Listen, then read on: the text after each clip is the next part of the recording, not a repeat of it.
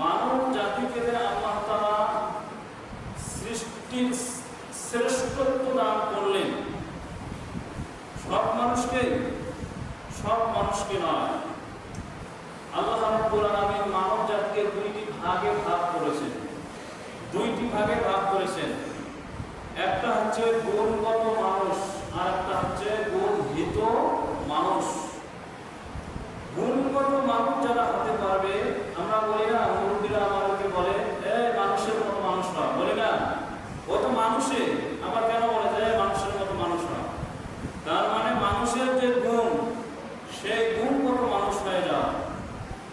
যে ব্যক্তি, যে মানুষ তার মধ্যে গুণ নিয়ে আসতে পারবে, ওই মানুষকে আল্লাহ তাআলা লক্ষ্য করে বলেছেন যে এই মানুষটা হচ্ছে সমস্ত মাখলুকাতের শ্রেষ্ঠ মাখলুক, সমস্ত সৃষ্টি জীবের শ্রেষ্ঠ জীব। আর যে মানুষের মধ্যে কি থাকবে না, তার গুণ থাকবে না, সেই মানুষকে আল্লাহ তাআলা কি শ্রেষ্ঠ বলে ঘোষণা দিয়েছেন? সেই মানুষকে কিন্তু শ্রেষ্ঠ বলে ঘোষণা দেন নাই। কারণ আল্লাহ তাআলা আমাদের যে গন্তব্য স্থান, আমরা তো মনে করি যে আমরা এই দুনিয়াতে অনেক বড় দালান কোঠা তৈরি করেছি, বিশাল বাড়ি তৈরি করেছি, 5 তলা 10 তলা 100 তলা 20 তলা, এরকম ভাবে আমাদের ব্যাংক ব্যালেন্স এত বেশি যে আমরা নিজেও জানি না। আমরা মনে করি যে এটাই মনে হয় আমাদের চিরস্থান, চিরকালের স্থান, চিরস্থায়ী বসবাসের স্থান। আসলে কি তাই? না। আমরা ছিলাম কোথায়? আমাদেরকে লক্ষ্য রাখতে হবে। আমরা কোথায় ছিলাম বলেন দেখি? আমরা জান্নাতে ছিলাম। আমাদের বাবা, আমাদের মা কোথায় ছিল? জান্নাতে ছিল। আদমে আওয়ায় আমরা ছিলাম।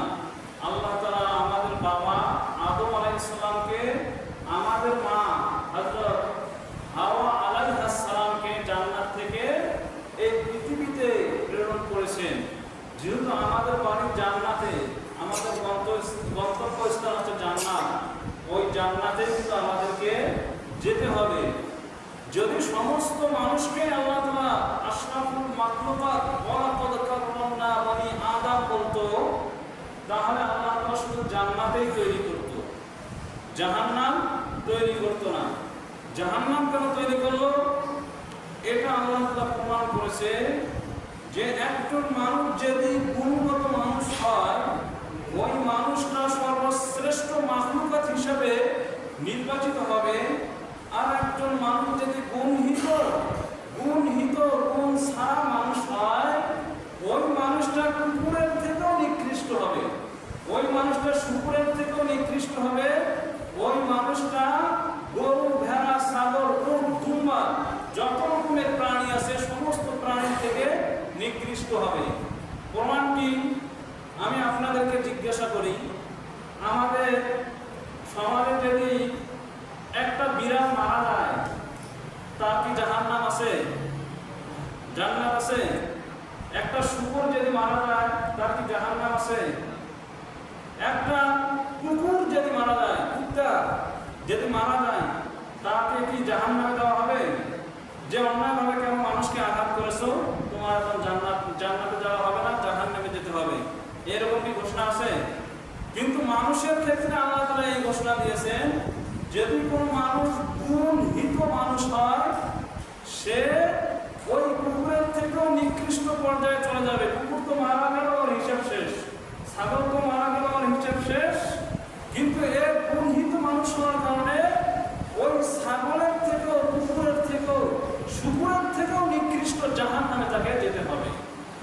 এই কথাটা আমাদেরকে বুঝতে হবে যে সব মানুষে মানুষ নয়, সব মানুষে আশরাফুল মাখলুকাত নয়। যারা গুণগত